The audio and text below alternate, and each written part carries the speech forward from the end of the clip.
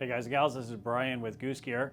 Today we're going to go over a Park Series instruction element. This is the hardware kit that you would use to install the extrusion to the module, which is then your support for your sleep platform going forward on your second row sleep platform in your vehicles.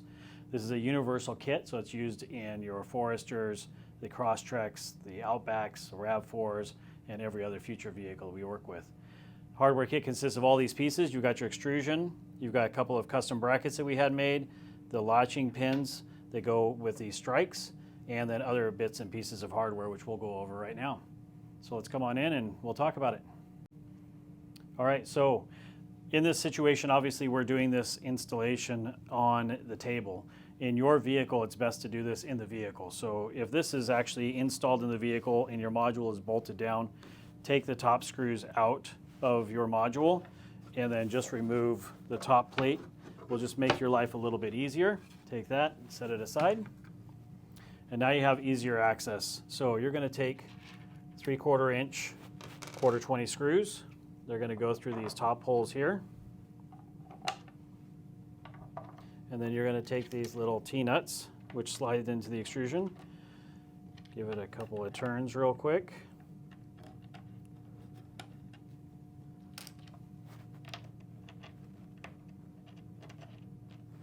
And then you're going to take your extrusion and you're going to slide it on to these T-nuts. Now, these extrusion bars are cut to about the same length as your modules, and all you're going to do now is just tighten these up. You'll see it pull into place. Just give it a nice tighten.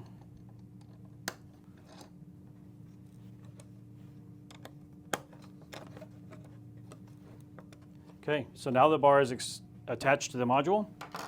You can now put your top plates back on, bolt it back together, and now we can start working on the seat delete portion. All right, so your next step is going to be to take the sleep platform latching pin and support bracket and assemble it. And it's going to consist of the custom bracket that we have made, a 3-hole T-nut, your 2 quarter 20 by 3/8 screws, 2 lock washers, and your rubber bumper with a nylock nut, and also your latching pin. So latching pin is just going to go here. But we're going to start with this order first. So we'll take these washers and stick them on the screws. We'll slide them through. Place this one here. So you put them on the 2 ends like that.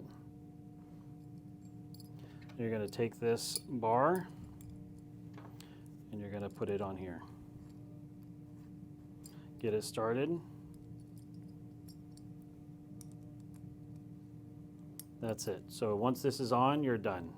All right, so now we have our 3-hole T-nut in place. We're going to take the rubber bumper. We're going to put it through this hole here. This is the stop for the sleep platform. And it's kind of a funky angle. And you're going to take this little nut here and you're going to thread it on.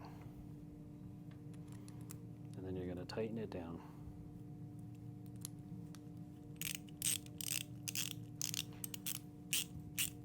And just snug. It doesn't need a lot because it's just a rubber bumper, right? That's just to keep the sleep platform from rattling. So now that the rubber bumper is on, the 3-hole T-nut is still on, we're going to slide this down, and we're just going to put it roughly in position. It doesn't have to be perfect. We're only going to tighten 1 screw at this time and leave this one loose because this has to be adjusted based on the sleep platform you have and what vehicle you have. For example, this is for a Subaru Crosstrek, which is a very small, narrow drawer. Whereas on an Outback 5th Gen, it's wider, and on an Outback 6th Gen, it's wider. So there are some different sizes. So it's a long bar or a short bar based on the size of the module you have. And then these just get adjusted with your sleep platform later on. So with that on, we're going to take this locking pin. We're going to thread this in here.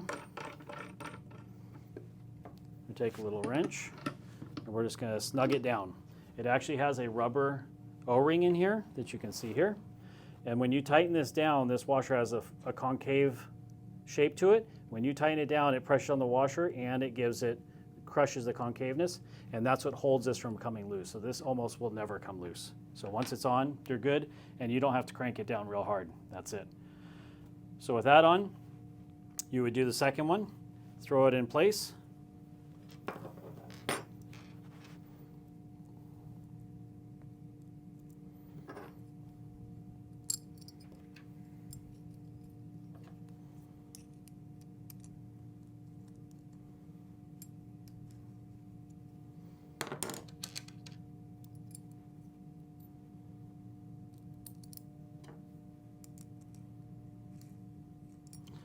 Remember, you got to back these off quite a bit to get them to slide in.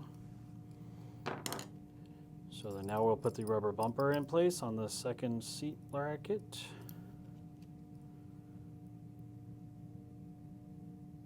Put this cute little nut on here and tighten it down. And this just snug. Again, this is a nylock nut, so it's not going to come loose over time. It's going to stay there just the way it's supposed to. Now take this piece, and I have to loosen this up a little more to get it to slide in. And now we're in. So you will notice that these fingers, these are the hold down brackets. So your sleep platform slides underneath here, and this finger keeps it from popping up, and we'll show that in a second. But once you have this here, these fingers that hold everything down are on the outside of the installation.